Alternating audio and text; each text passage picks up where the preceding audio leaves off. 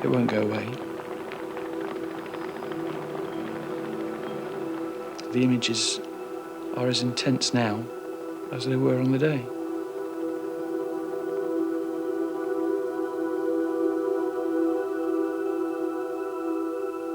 I should have been killed.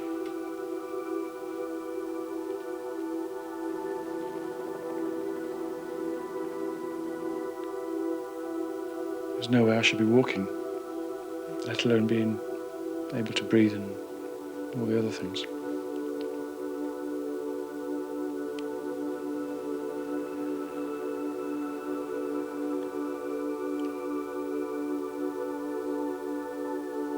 I really wanted to die.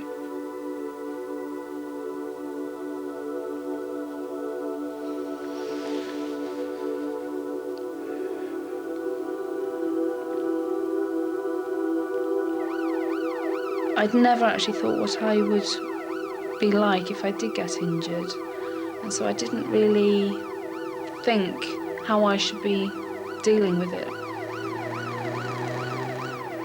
And I really did feel I had completely lost it. I mean, I was going through things like walking around the shops and thinking, I want to start ranting and raving, and shouting and screaming at people, and just wanting to let go of what was sitting there. But I thought, no, if I do it, somebody's going to call up and say there's a lady who appears to be having some mental problems.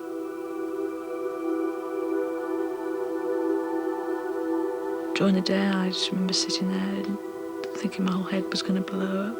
I just thought I was going mad. I just didn't know what was wrong with me. I remember I used to kind of try and get up in the morning. I couldn't get out of the house because I was shaking so much.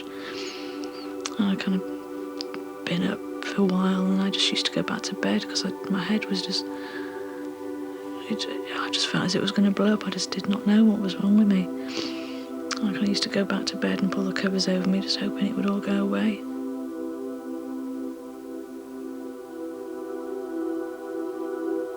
These people have actually suffered from very, very severe, very harassing, terrorizing events. They're also tremendously worried about the impact it's had on them, because they're worried about being detected as being mad or deranged or unbalanced or abnormal. And these people need help in order to be able to feel normal again.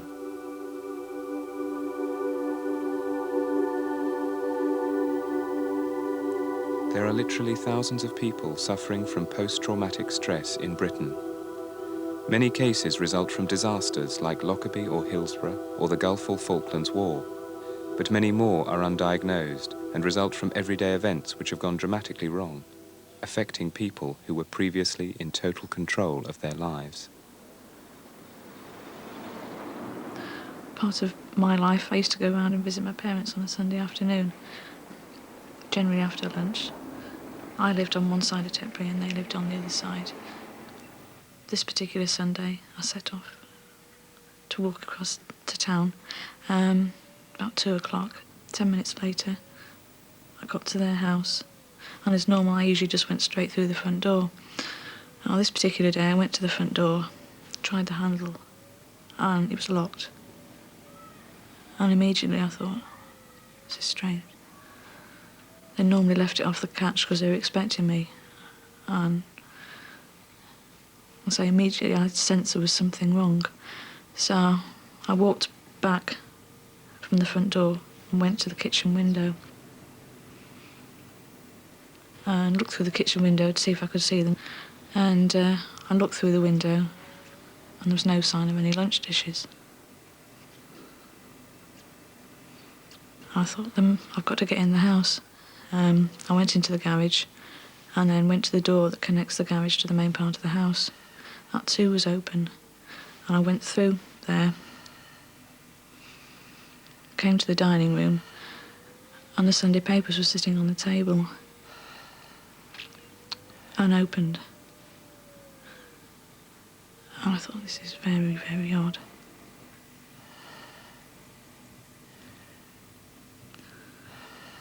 I went on a bit further and came to the kitchen. Went into the kitchen, saw my mother's brandy glass. She normally has a glass of brandy the last thing at night. I turned around and saw on the door that opens to the garden at the back 3 little specks of blood. So then I went to the door that leads into the sitting room, and it was locked.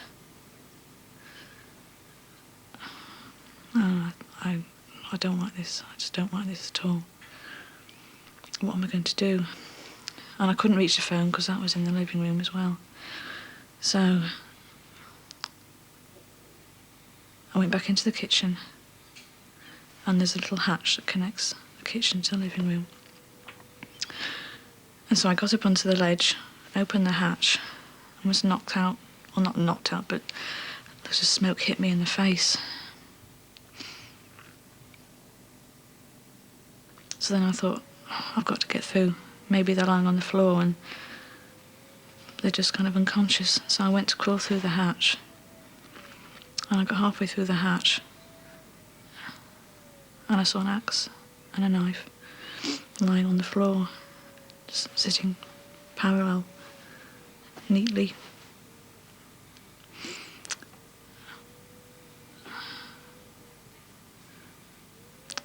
So I just pulled back straight away, and then I dialed 999, and I went out into the lane, and I can just remember standing there on my own, all these people at the end of the lane staring at me, people running, police officers and firemen running into the house past me with all sorts of equipment.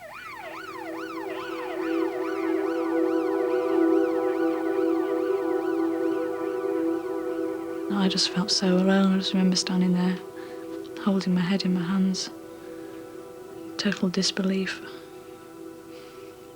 Gloucestershire police are hunting the killer of the nuclear physicist and his wife, murdered in what the police call a horrendous attack with an axe and a knife.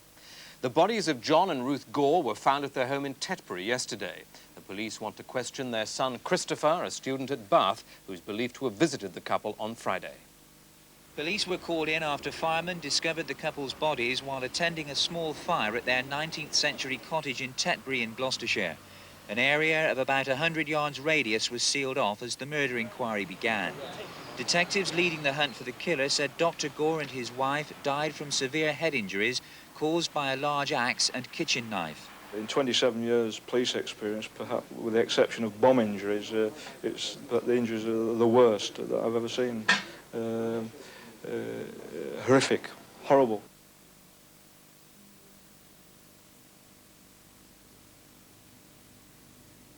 I was torn between, I knew really it was probably better for me to see my parents because I would have understood that they really were dead then, but at the same time I was scared because my imagination was kind of going wild with really how they'd look. I think I would have had horrendous nightmares. I mean, like I say, imagination goes wild anywhere. I mean, even now, times at night I'll kind of wake up wondering what happened that night.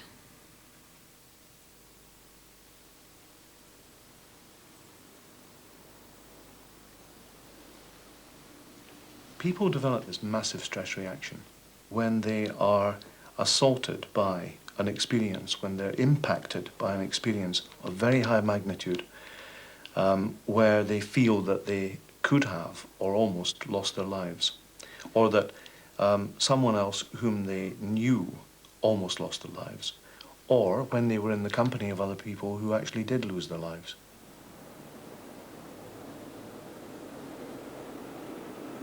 At the time, in the services, I was doing the role of serving as a photographic interpreter.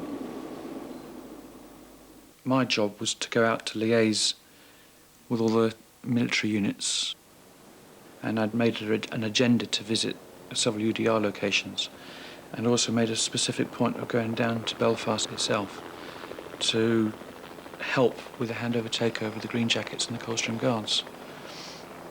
Of course, that's always a particularly vulnerable time and a high risk time for potential IRA ambushes. We had to go down to Springfield Road IUC station, which was the battalion headquarters.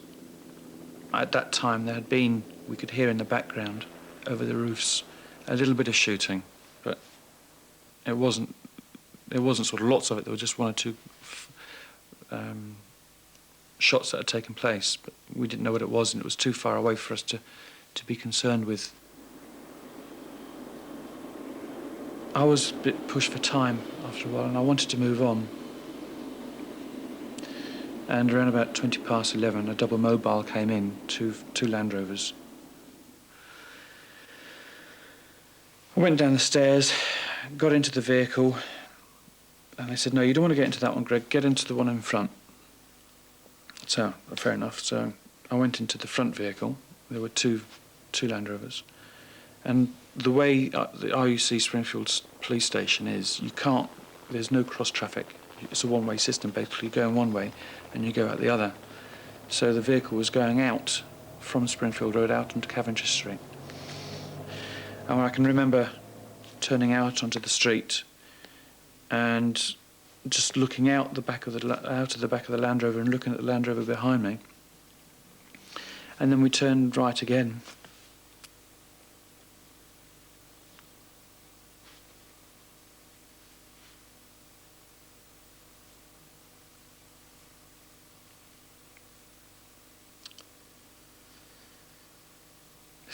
Every time this happens.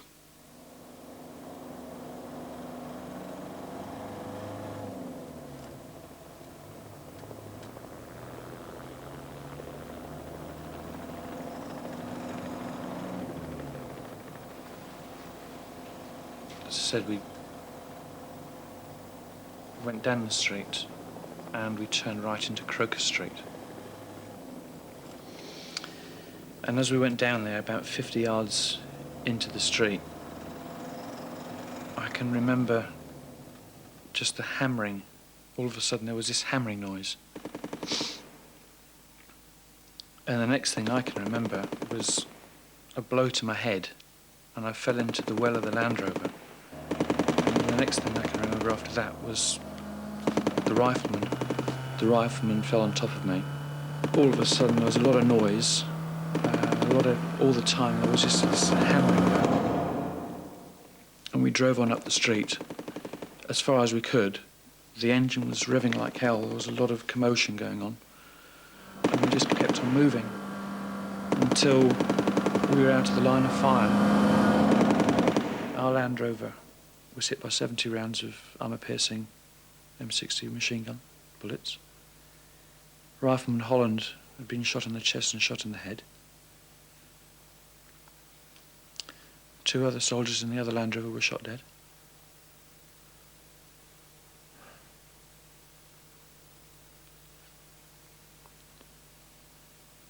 And I lived.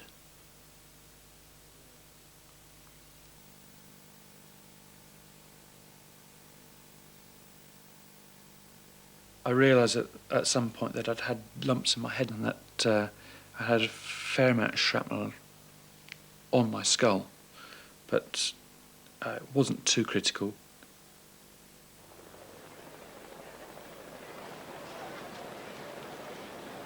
In that particular ambush, the IRA had actually occupied the house the night before.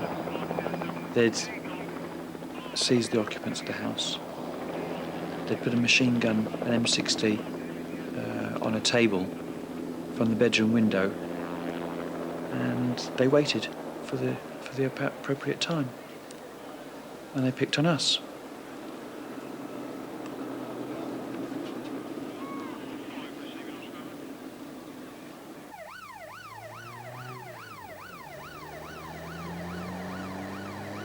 We had a call to a man who was creating a bit of a disturbance in Green High Road.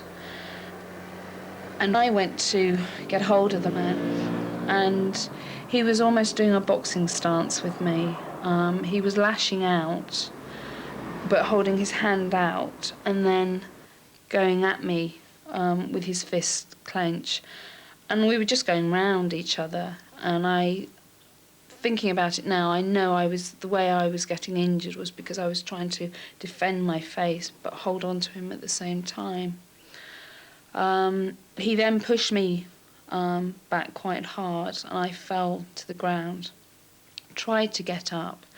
As I did get up, I put my hand over my stomach and felt warm liquid, very sticky liquid, and looked down and saw that I was bleeding.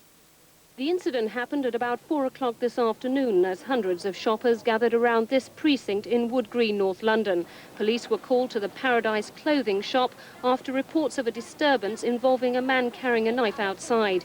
In the process of arresting him, 3 women officers and 1 male sergeant were stabbed.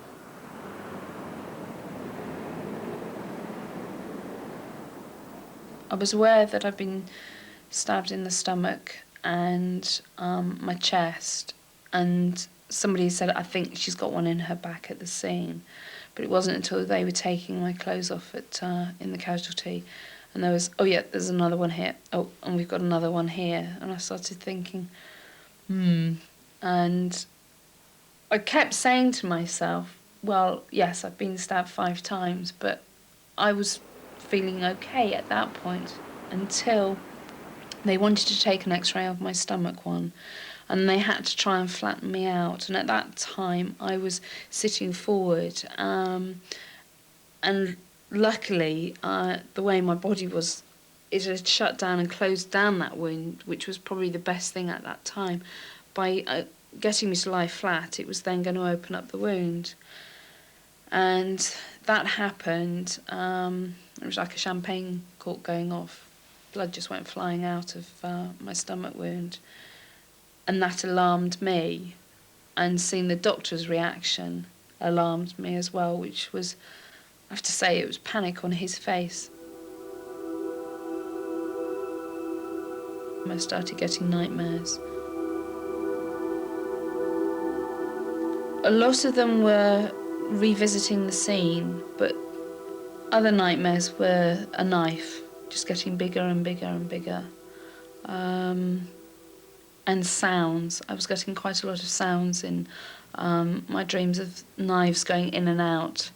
The thing with what happened with me was that the chap had the Swiss Army knife in the palm of his hand and with the blade between his hands, so you didn't see it. It wasn't like he was waving it about. It was very controlled. And there was no sound. But I was dreaming more exaggerated sounds, bigger knives. I would be getting night sweats. I'd wake up 2 or 3 times in a night.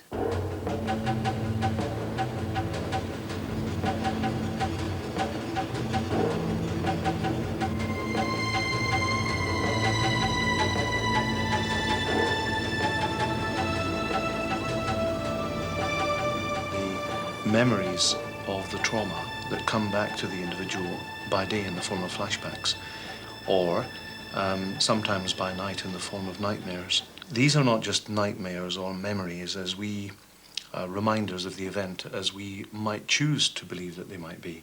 These are excruciatingly frightening experiences where people convert what is really the here and now to the there and then. They in fact re-experience the event really as it was in all of its calamity, all of its chaos. All of the visual experiences, the sounds, etc., are all there. They have palpitations, nausea, they have bowel upsets, their muscles feel tense, they have headaches, migraines, etc. And they also have this profound feeling of vulnerability. I was having lots of dreams, trying to rationalise what had happened. I didn't really have flashbacks, but I was having just permanent shakes, permanent noises or sounds or smells or anything that reminded me of the event. Just kind of sent me into kind of states of panic.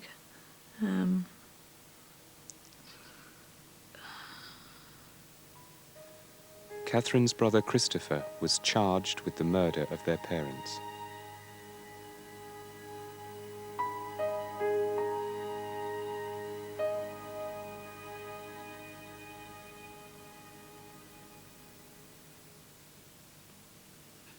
Going around town and seeing people across the street because they didn't know what to say to me. And actually going in the doctor's surgery, and when you have your name called out and people look at you, and I was just saying, oh, look, that's her. It was that grew totally out of proportion, I think.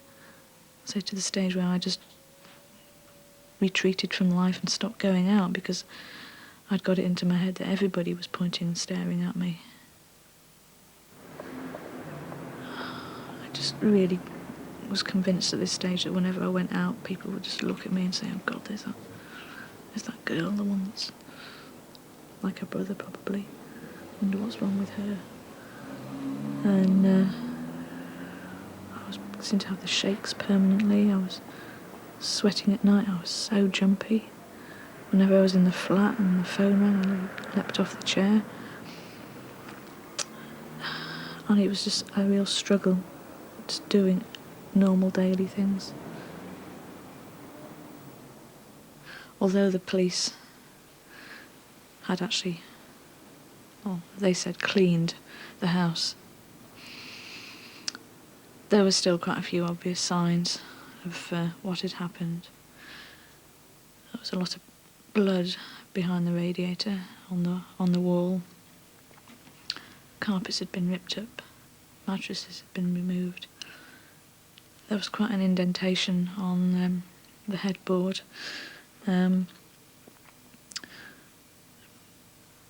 Patches of blue liquid on the door of the bathroom and on the bathroom floor.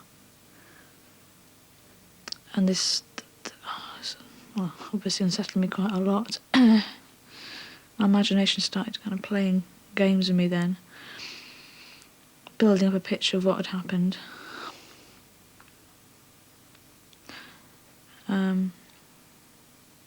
Of my brother coming up and going to my father. And I used to lie in bed and I imagined the scenario of him killing my father and my mother being disturbed by all the noise and then actually seeing her son kill her husband and the actual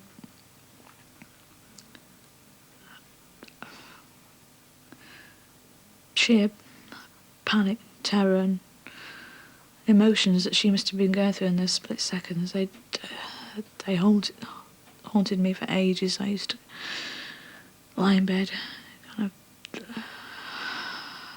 thinking how horrendous that must have been for her, and then see her son turn on her.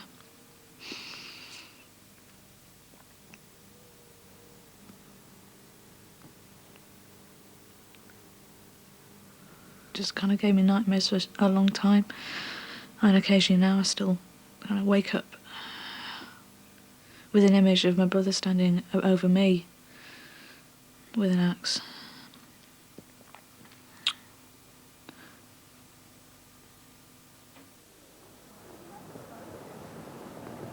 Christopher Gore was committed to Broadmoor Hospital for an indefinite period.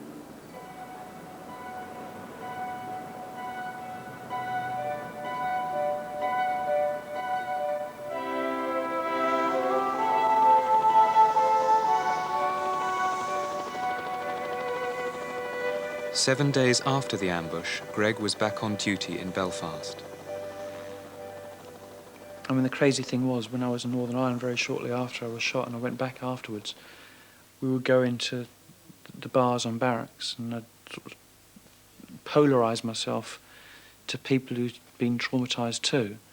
And all we would do all evening is drink, smoke until you could barely take a mouthful of air, and cry. And the crying was more hysterical laughter than crying, and we didn't understand what was going on. But we felt better for it, or we thought we felt better for it, but there was no communication, no real communication took place. We just drank, smoked and cried and laughed. And that just went on from day to day. It's crazy, because we didn't deal with anything. We seemed to revel in our own mire. Despite their training, many soldiers suffer from post-traumatic stress. I couldn't talk to my wife. Not normally. I would be lecturing. I would be talking at my wife rather than talking with my wife. And I couldn't tolerate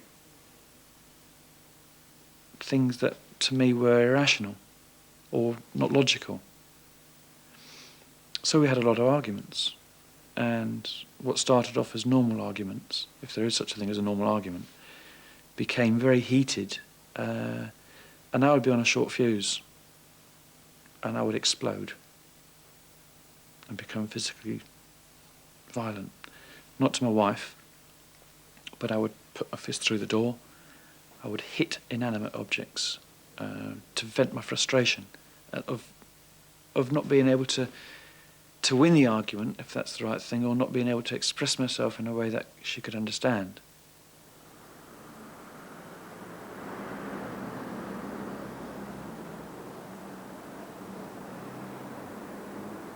I went back to work eventually in June. And then on the 10th of December, the IRA had been having quite an intensive sort of Christmas bombing campaign. And they planted 2 bombs in Wood Green. And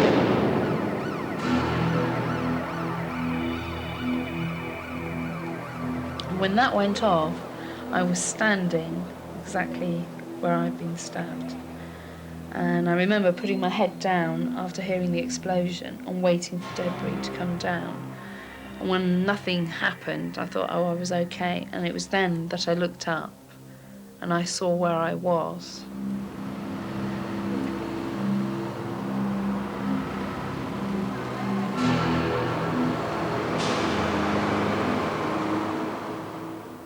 Mark came and collected me, and I was in quite bad shock then. I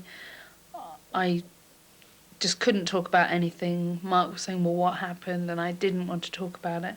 And I got home, and I'm sitting there shaking, shivering. People were phoning up. When I was talking to people on the phone, my legs were going into knee-jerk reaction.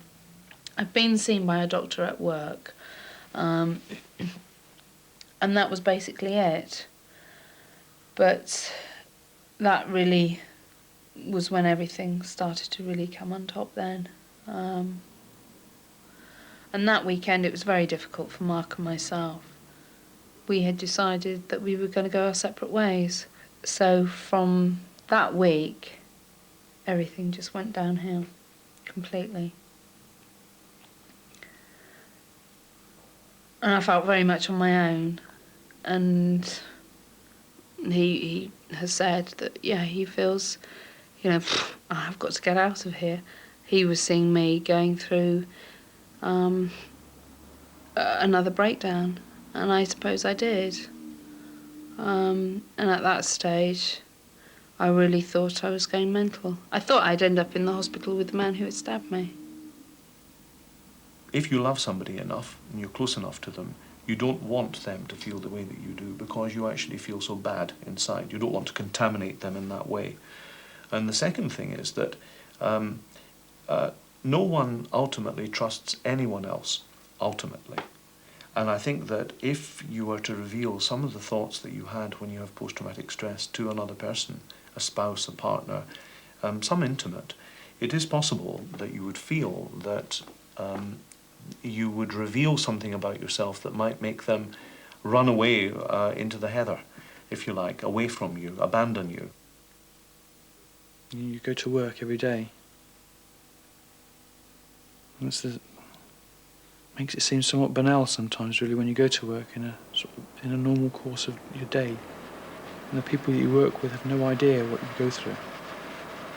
I might as well say to them I was a retired astronaut that fell out of the sky, because it has the same relevance to them. They just simply don't understand.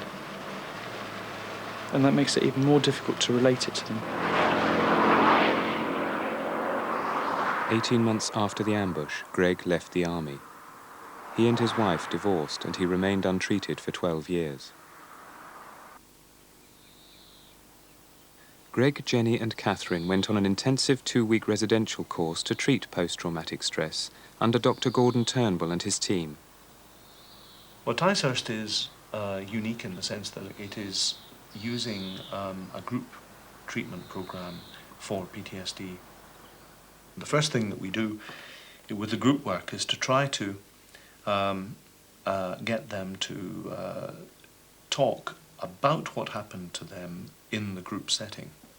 Now, many people say, well, you know, and people who come into the group will actually say, well, I've done all that. I mean, what good is it going to be to talk about my problem again? But of course they haven't.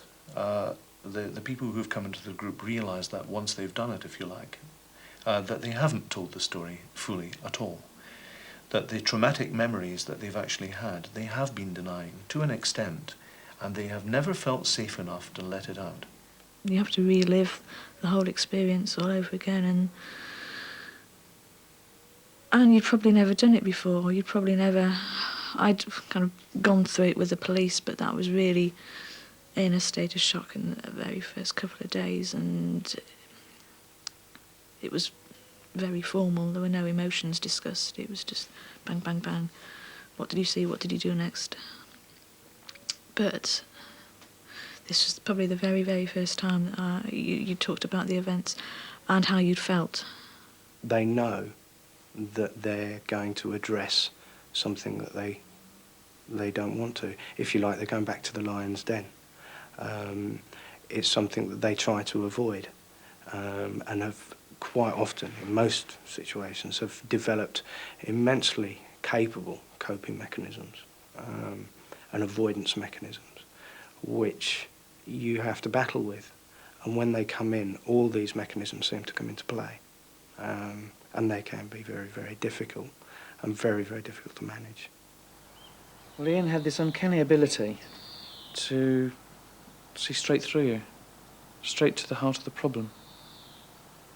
I'd tried every which way I could to circumvent it and go on to other things. Anyway, after a great deal of discussion, I basically told him what the root problem was. And it felt better. I felt better for it afterwards. Not at the time. And then, of course, the rest of the group did their thing. And at the end of the day, it was like as if like a great big weight had been, a yoke had been taken off my shoulders. As you go on through his personal account, he began to feel very, very guilty about the death of this other individual. But the events of this death just didn't tie in with the guilt. The guilt and the event didn't happen. If you look at it from a moral point of view, yes, one would say, oh yes, I should have died and not him. But in reality, that was not the case. The responsibility was held with the man, what should have been held with the person who was firing the bullets. Greg could not ventilate his feelings about this anywhere. Being in the military, being in the part of the military that he was unable to talk to anyone about it. He was certainly unable to find guidance or counselling of any kind in order to express his feelings. So he turned that inwards and began to feel very, very guilty about things that occurred, almost to a self-destructive point of view.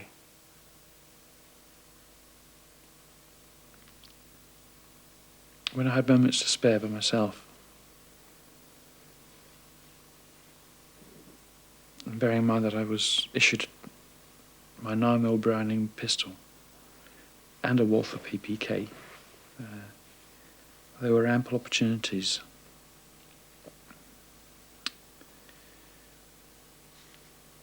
in the barracks,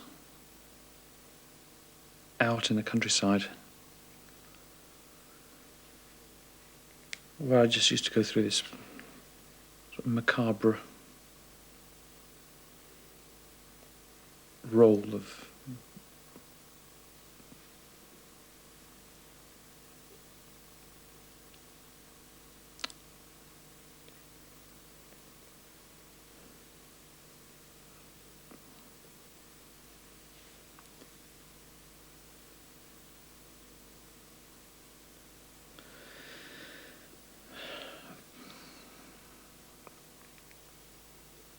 putting the gun in my mouth and practicing, seeing what it felt like.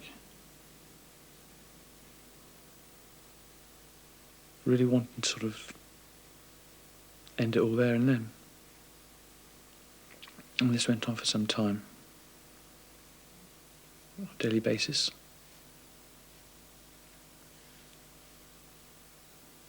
Unknown to anybody else, obviously. It was my little secret.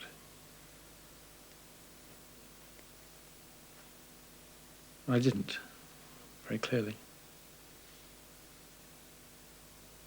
And those feelings persisted for some time. Even today they do. Not quite as powerful as they were then. But I know that that's the survivor guilt. I shouldn't be here.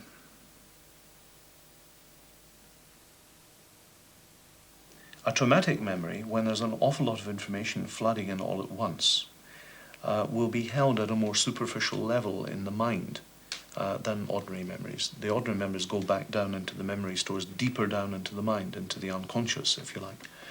These memories are held up closer to the surface. And of course, because they're closer to the surface, they're more reactive, they're rawer, they're unprocessed. And people who do not process or reprocess, if you like, those partially processed traumatic memories won't get better, in the sense that they'll never recover from the flashbacks, the nightmares, the high arousal state, the avoidance behaviours until they do.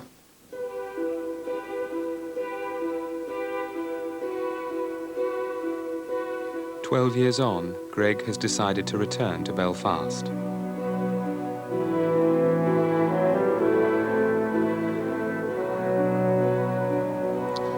I think in the back of my mind, I'm hoping that I'm going to exercise something. I'm hoping. I do want to achieve something. I want to go home tonight, and I want to have something laid to rest. We'll see.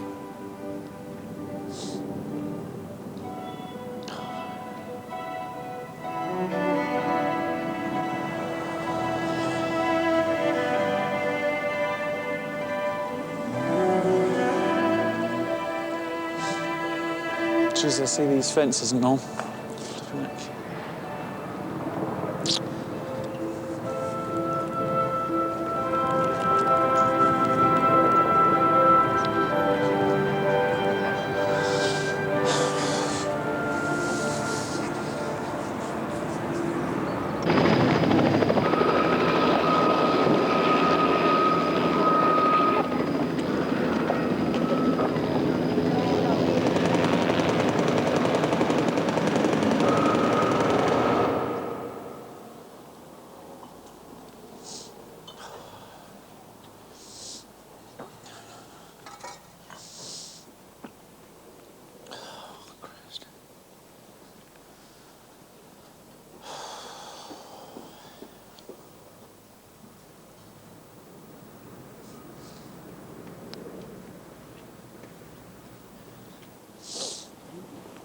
I was just about here.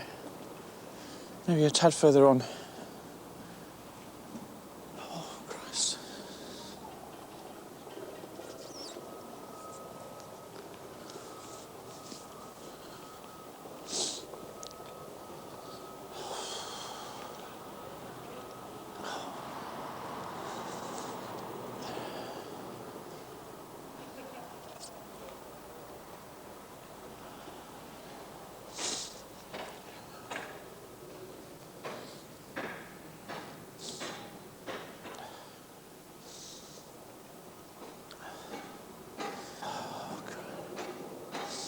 can still hear just that tap, tap, tapping noise. It's there, like it's yesterday.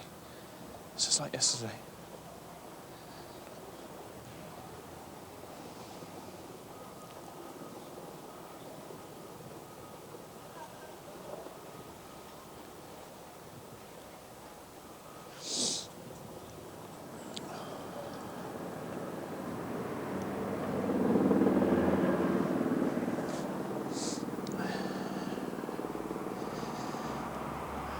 I could just see them at the end of the street there.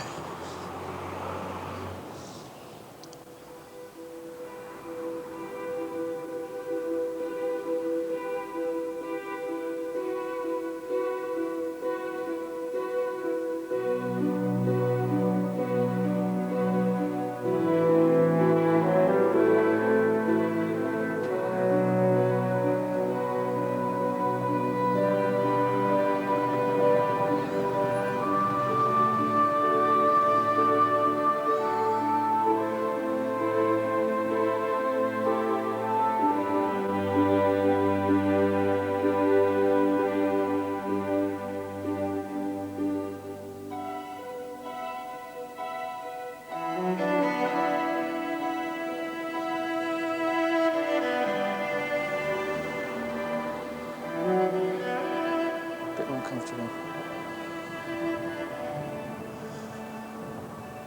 I still feel very strange though. It's the fact that it happened here. This is it, isn't it? This is where I died. Almost. It's just hard to believe that I'm looking at the same street in 1995. It's a different world.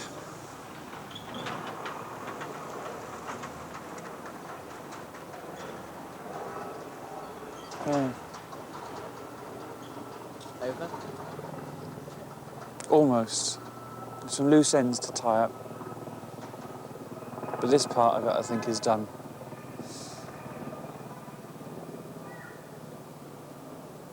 I got a mental picture of throwing dirt on a coffin. You know, I'm burying this. I'm actually doing it in my mind. I can feel it.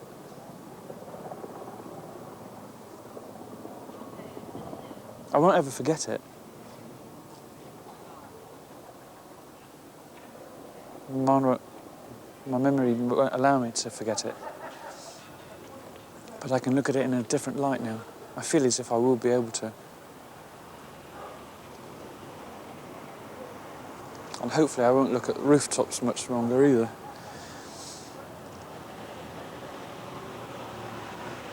Yeah.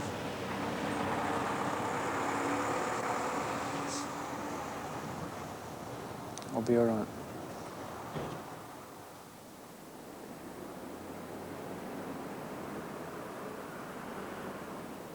I'm able to look at it quite rationally now and deal with it, look at it and put it into a box and feel, yes, I can take that box out and look at it, whereas before I used to feel guilty about talking about it. Now I feel I can draw on it as well. A lot of things are changing for me. My marriage has stabilised and Mark and I are back together. And that's still, we have to work at that. Between the two of us, we've got a lot to sort out. But we've been together a long time. And I didn't think it was ever going to get back. Jenny was medically retired from the police force in March. Knowing there are other people out there who have suffered, and you're not the only one. It's not abnormal, and to get rid of that label and that feeling of being abnormal is one of the biggest steps. I feel now I'm more in control and I'm stronger for it. Yes, it's the first time I've been here with a lot of people around. Yeah. I think if I'd come back about a year or 2 years ago, I wouldn't be able to stand and talk about it. I'd have got very jumpy.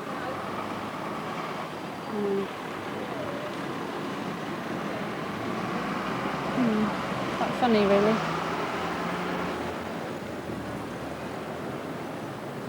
Just a simple call. Supposed to be on that side of the road and just end up. Yeah.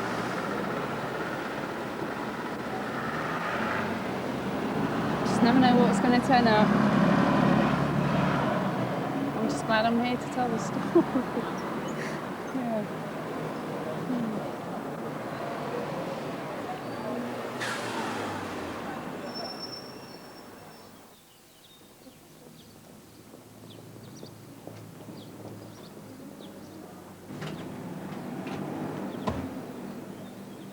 I just can't believe how much has improved since I went on that course. Where I was 12 months ago to where I am now, I'd never ever believed it. Let's have some double. Cheaper. It is cheaper. How much would you like? Is that piece going to be too big for you? I still get ups and downs, but they're ups and downs that I can cope with now. And I've got a fantastic life. I've got some brilliant friends. I've got a super job, which I love. And it's all in Tetbury. And it doesn't bother me one little bit. I drive past my parents' house now every day to go to work, and I don't mind. I just love it.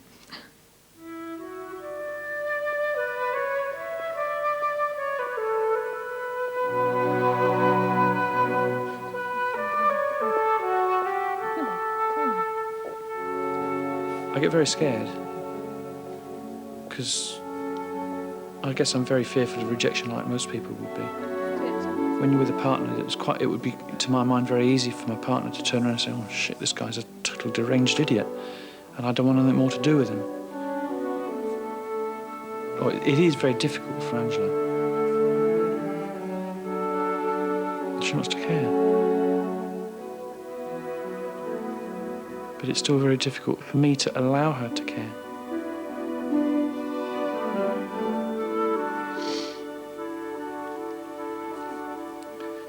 I think with time, I hope with time, it will get better.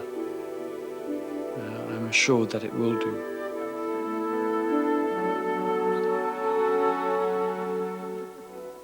Greg and Angela were recently married.